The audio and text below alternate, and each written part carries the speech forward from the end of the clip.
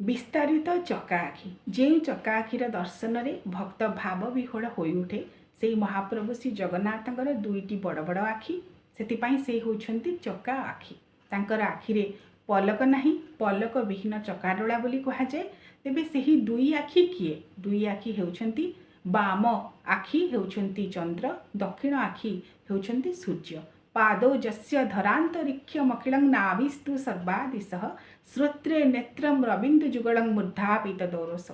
अर्थात बाम नेत्र हेउछंती चंद्र दक्षिण नेत्र हेउछंती सूर्य जड़े हेउछंती शीतलतार प्रतीक महाप्रभु समग्र जगता को शीतलता प्रदान करुछंती एवं दक्षिण नेत्र सूर्य स्वरूप अन्य गोटे नेत्र रे प्रचंड ऊर्जाधारी प्रचंड तेजधारी प्रचंड तापधारी भाव में समग्र जगतर रक्षा करुछंती। तेणु दुईटी नेत्र को धरी महाप्रभु श्री जगन्नाथ